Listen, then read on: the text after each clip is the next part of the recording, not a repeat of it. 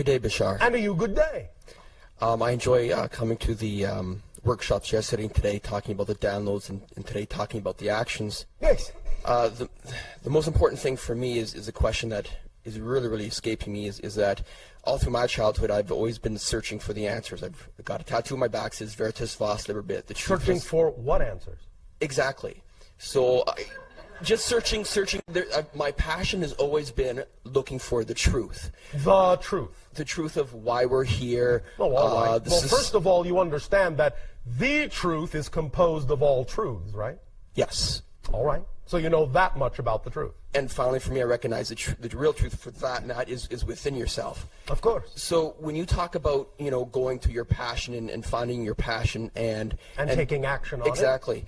I'm coming to you and saying, well, I had my passion, and now I'm knowing the truth, and now I'm like just floating along, and I like. Oh, you think you know all the truth? No, of course not. You always know more, but for now, it's like I'm in this limbo state where I'm watching and I'm content, and it drives me mad. And it drives the girlfriend mad too, because it's like I'm always asking questions. What do I do next? What do I don't know. And I'm like just continuing first. So the question is, what's my passion? I mean, I don't know. Well, you do remember that we said you can actually take it easy on a small level first.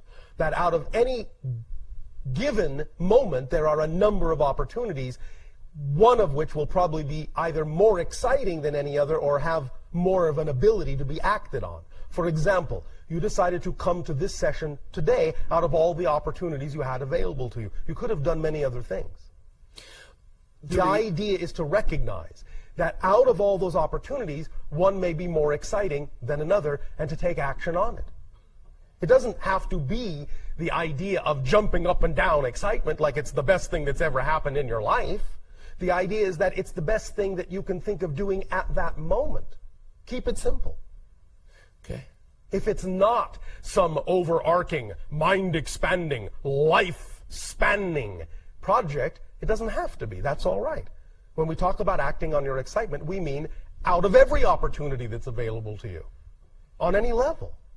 So just take action on something that's representative of your excitement, and when it brings you to the next crossroad, and you can take it no further, take action on the next thing that's the most exciting thing. Okay. Does that make sense? It does. Then when you do that, that thread will lead you to more and more expansive things. More and more synchronicities will open up to show you what kinds of things can be representative of larger amounts of action and excitement. Okay. But if you feel that you're not getting that level, then start at this level. You can always start at this level. Does that make sense? It does. Thank you. Are you willing to do that? Definitely. I think I'm in a nice, comfortable plateau, and I think from here in this workshop, it's allowed me to stop being so analytical, being an IT manager myself, and just go with the flow, like you're saying. Yes. It's a very hard thing, so I appreciate that. Thank you. All right, now remember, it only seems hard because of belief systems within you that say it is. Correct. So, find out what those beliefs are, because they're not absolute truths. They're just temporary constructions. Deconstruct them. All right? Thank you. Does that help? It does. Thank you. Thank you.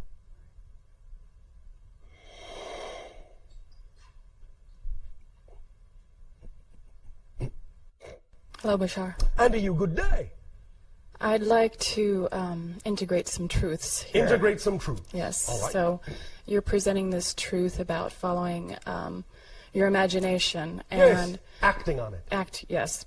And there's an idea that we live in a dualistic reality here where everything there is polarity, yes. And where everything turns into its opposite. And well, not automatically. Not in terms of your experience of it. Everything exists in a polarized potential state. That doesn't mean the manifestation has to become one or the other once it's one thing or the other. Does that make sense to you? Well, what about this idea of not being attracted or repulsed? Yes, what about anything? So when you're imagining something, aren't you very much strongly attracted to that? Or? Well, it depends.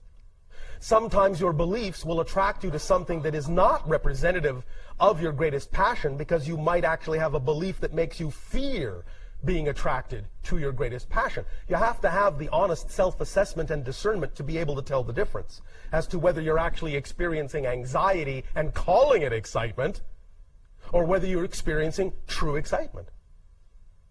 Okay. Does that make sense?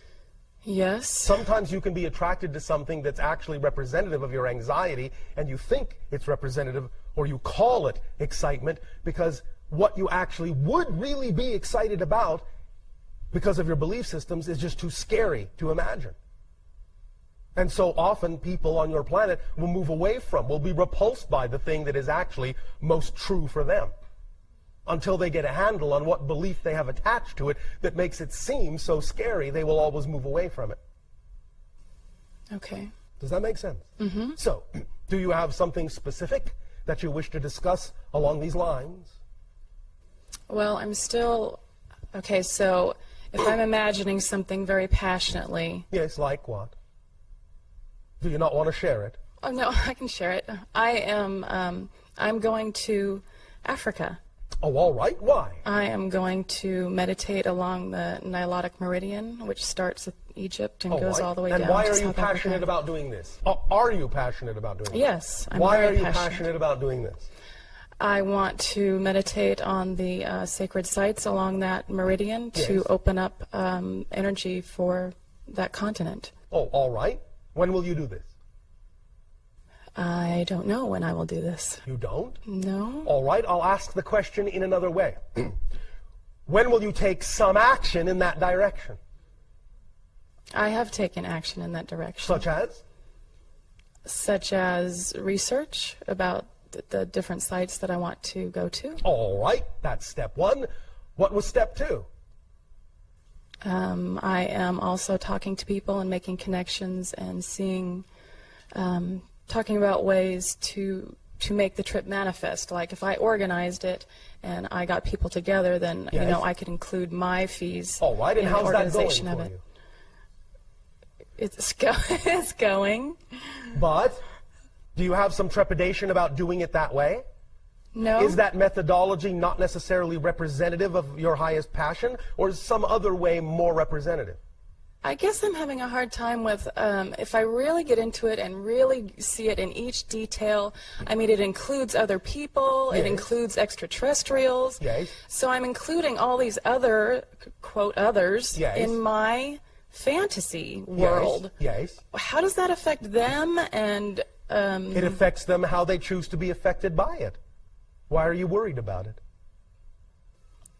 and how is that not taking me out of the present moment, I guess also is what I want to know. I mean, how is it taking you out of the present moment? Does fantasy take you out of the present moment? It depends on how you relate to it. Like we said, the idea is to have the vision, but to not insist that the way you're having the vision is the way that it must manifest. That's just a template. It's a resonance template to put you in the proper state, to tell the higher mind that you're committed to that state of being, and then let the higher mind show you how it's actually best manifestable.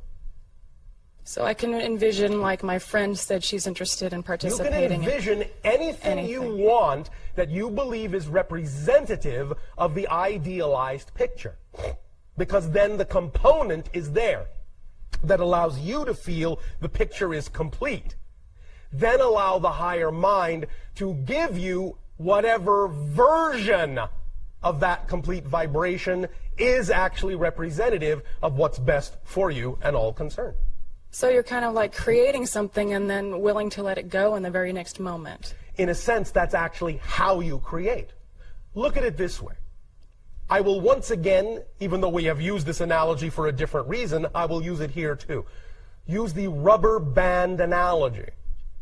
When you pull the rubber band back, you are building up energy, building up energy, building up energy, building up energy. You are creating that picture in all the ways you deem are most representative of your excitement. Once you have created it all, the rubber band is pulled back as far as it can possibly be pulled back. How is the rubber band going to accomplish anything if you don't let it go? Oh. You understand? Yes. You have to release the energy that you have potentialized in that vision. You have to let it go and let it fly where it will then go.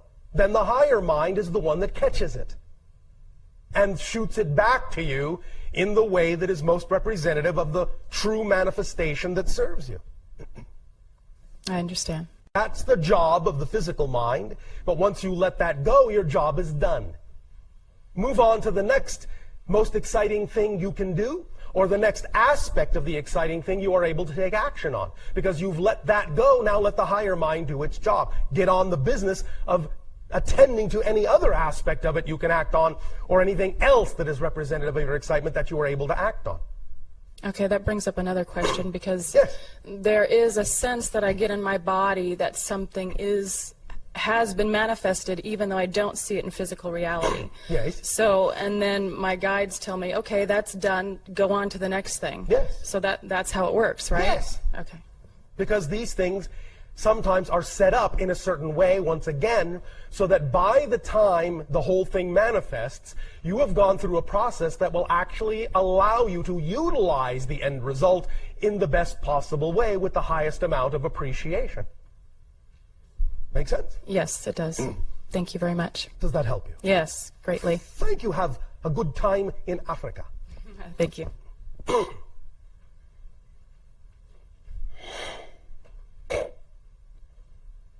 Hello, Bashar. And you good day. I wanted to do a bit of sharing, A bit of sharing. and then I also had a question. Yes. So I just wanted to share how I've been acting more spontaneously Yes. on my joy and my passion. Thank you. And the things that have happened in my life recently. All right. Go right ahead. And basically, yeah, I mean, I've been listening to you for a while, for about 8 years, and I've been, applying your message more and more and more in my life. And I feel that recently, especially, my life has become very, very spontaneous. All right. Where something might happen, and then my life gets to the point where, like, a week from now, I don't even know what my life is going to be like at all. All right. Neither do I. Right, and that's great. I mean, I really enjoy this. I mean, for example, I have a steady job and like a condo and so forth, and like responsibilities. Yes. But I don't really take them seriously anymore, in a good sense. I mean, it's understand. not- yeah, and If I thought you were taking them in a negative sense, I would have said something. yeah, and I mean, for example, I registered for a 4-year program at the Fort Lauderdale Art Institute. Yes. Spontaneously. All so right. like I did it, and then I called my family, and I was like, I'm doing this 4-year program. Yes. And they were like, I don't know about this. I don't think this is a good idea. All right. I said, no, don't worry, it's fine. But then 2 weeks later, I wasn't excited about it anymore. All right. So I withdrew. Yes. And that's fine. Because Yes. the whole point of me was registering, and then it didn't Yes. matter if I actually went or not. That's why we say very often the things that excite you the most really don't necessarily have to come to fruition. Very often, because of the way many of you have structured your minds, you simply will create something to excite you just to get you to move in the direction you need to move in. It acts as a carrot, just to get you off the stick. And sometimes that's all that's necessary. Some of the things that excite you are not necessary to come to fruition. They just excite you to get you to move, because that's what's important at that point. So thank you for your recognition of that mechanism. Right, and that's what I've been doing. And I told them, no, it's fine. Yes. Don't worry about it. And then, like it happened 2 weeks later, I withdrew because it wasn't exciting me anymore. Yes. And they said, well, why did you do that? And I said, because at the time, I really wanted to register. Yes. And then 2 weeks later, I didn't want to go anymore. Yes. But that doesn't mean I should have never registered. No. Because by registering, I had certain experiences that I Yes. wouldn't have had otherwise. If you use it this way, you are using it in the constructive manner that leads you to your next level of excitement, as opposed to people who might do that in a negative context and simply seem undecided and flighty. That's the negative side of that. But if you understand the mechanism and you use the mechanism consciously, then you are going about it in the way that will actually lead you to the next most exciting thing. Yes. Yeah. So, and it's funny. I mean, of course, synchronicity again. But I think this morning, actually, my mom sort of reached a breaking point. A breaking point with what? Where she's like, this is it. Like, she's like, lady, you've been so spontaneous that Yes. it's like freaking her out. And Oh, she's I like, see. I think. I Well, don't know, many I just- people on your planet are, as you say, freaked out yeah. by spontaneity. She's like, yeah. I don't think I can handle this anymore.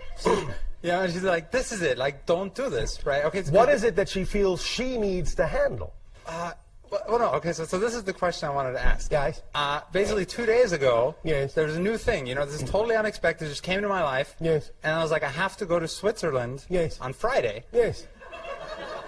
Like, I have to. And no, just like 4 days. Yes. Right? And I said, don't worry about it. It's fine. I just have to go. Yes. And she's like, you cannot go on Friday. You just cannot go. I will kill you. And so I was I like, suppose that might prevent you from right, going. yeah. And so she's like, go, in like a month. Oh, by the way, killing you would have been an act of spontaneity on her part. Yeah, I mean, so she's like, no, go in a month. Go in a month, because right now we're doing a lot of stuff with our company, like our new website and whatever. Yes. And she's like, we have to finish this before you go. And so after talking to her, somehow my excitement shifted to go instead of next Friday in 2 weeks. Yes. And so... You can get to the point of this, as I said, where you begin to recognize, begin to become sensitized to the fact that there's a difference in vibration between something that excites you as a lure and something that excites you because it's manifestable. Once you get to the point where you can clearly discern the difference, then you can also transmit that information differently to others. In other words, instead of saying, I'm going to Switzerland Friday, you can say, I recognize that I'm getting a vision that shows itself to me in the form of going to Switzerland on Friday. Doesn't mean I'll do that, but I'm getting the vision, I'm getting the energy, I'm getting the excitement, I'm getting the message, I'm getting the download in that language. But I recognize it as a lure. So let me explore how it is it wants me to move without me necessarily having to actually go to Switzerland. Once you understand it that clearly, you can also talk to other people like your mother about it differently, and she'll begin to understand it because she will understand that these things don't necessarily have to be accompanied by a literal playing out. But that just takes practice on your part in recognizing the difference between excitement that simply moves you and excitement that is manifestable. Make sense? Yes. No, So it's all about practicing, learning how to transmit and communicate that understanding within yourself and to others as well. Right. Well, and I mean, as you see from the conversation now, it's switched to 2 weeks from now. Yes, yes, And yes. I mean, I think I'm actually going to go in 2 weeks. All right, but And you I'm never talking know. about the way you transmit this. Because now you're saying, I think I'm going in 2 weeks. Maybe you are, maybe you're not. The point is give yourself the opportunity to sense the difference between whether the energy is something that actually requires the full literal manifestation of the action, or something that requires a different kind of action that would simply leave you closer to home. Find out if you can tell the difference. Practice telling the difference ahead of time so that when you communicate it to others, you can actually give them an accurate assessment of what it really represents. You can say, I have the feeling that I am going to go to Switzerland. That I am going to Switzerland. I have that feeling. I don't know whether that means I'm actually going, but I have that feeling. Let's explore what that might mean, where that energy wants to take me, how it wants me to move, and see if, during that exploration, during that dialogue, during that process, and during that communication, if it remains something that requires literalness, or if it becomes something that was simply symbolic. And I can satisfy that excitement in a different way. And there you can open up a dialogue with your mother that is exploratory and reinforcing, rather than confrontive. Yeah. You follow me? Yeah, that might be less shocking. Yes. Yeah. And it might be more helpful for you to be able to tell the difference as well. Yeah, no, that's true. That's a good point. Well, thank you. So, thank you, Bashar. Does that help you? Yes. Thank you. Thank you.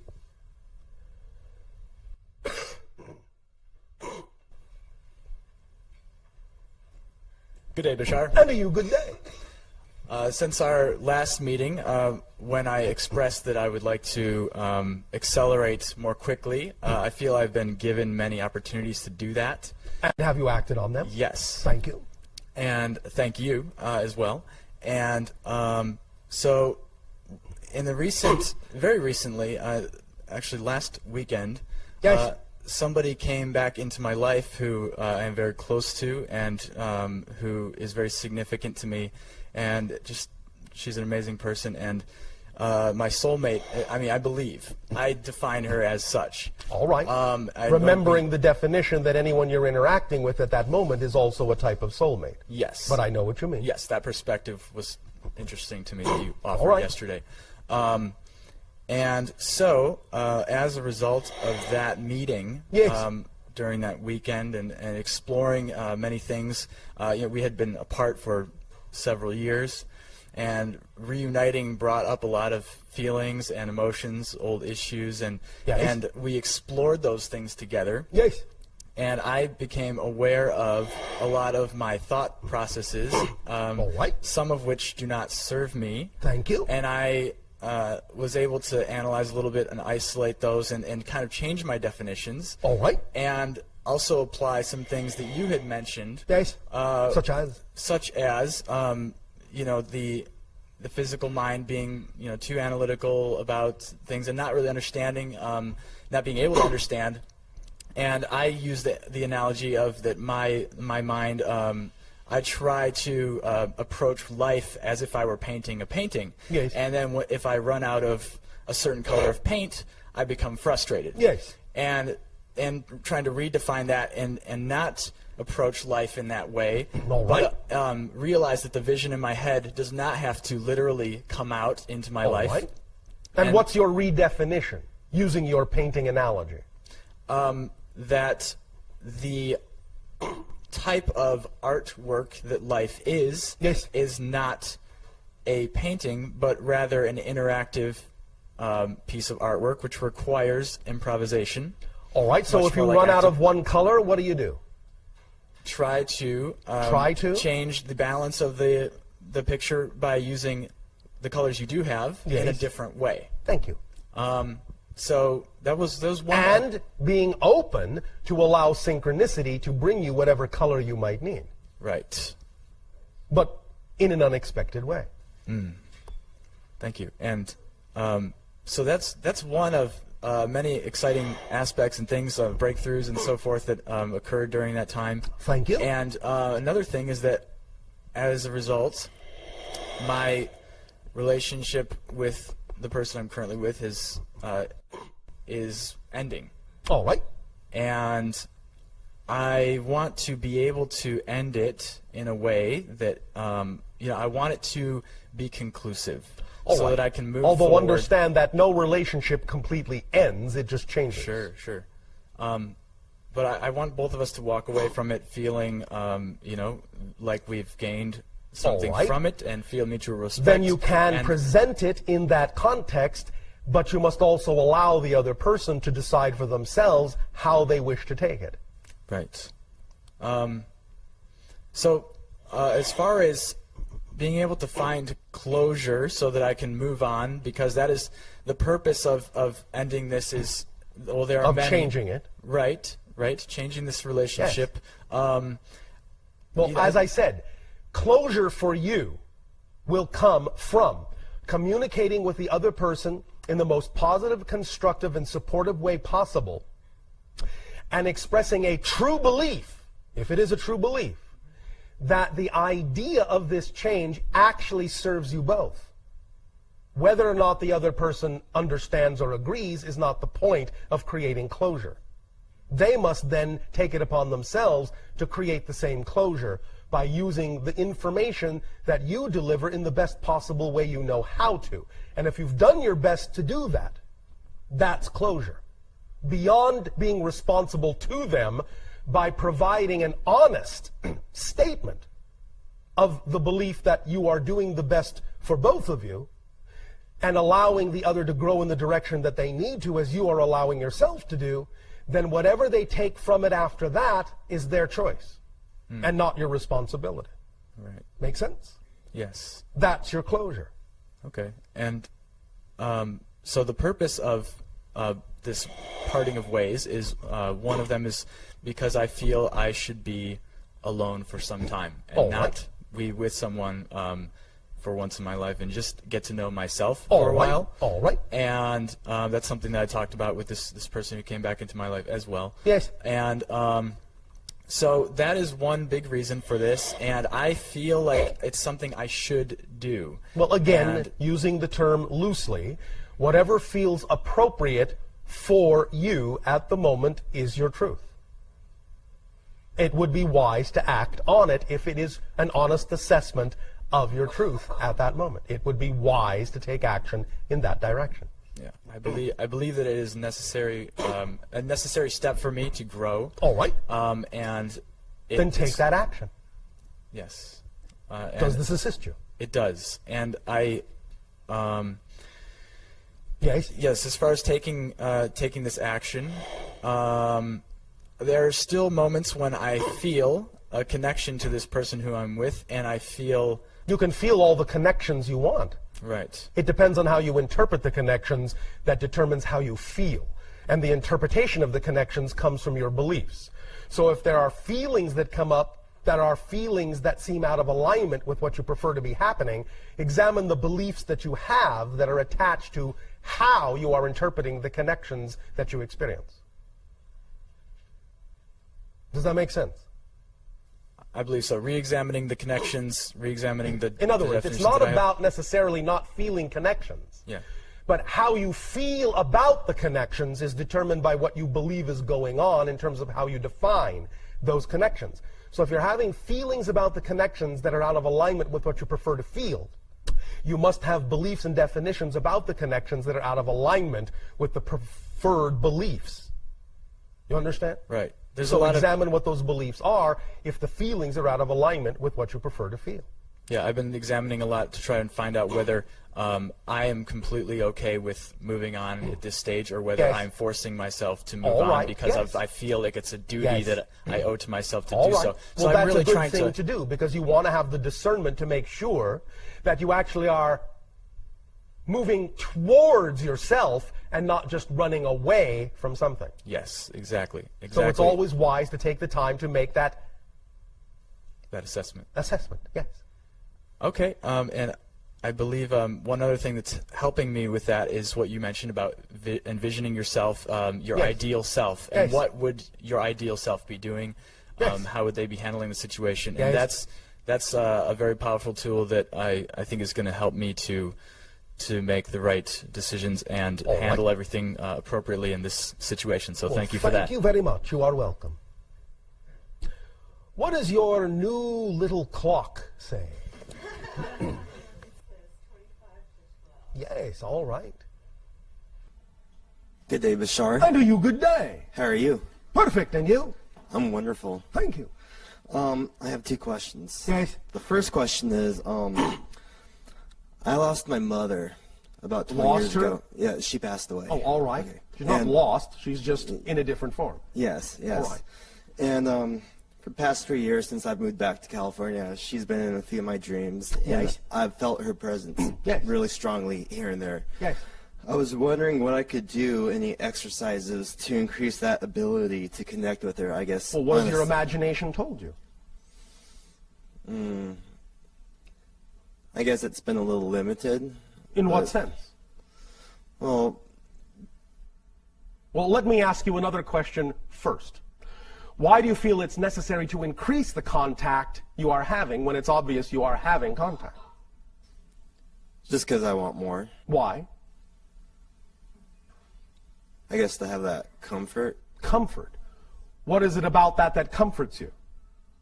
Just the fact that she's there and I can... But you know she is. Yeah. Why do you keep needing...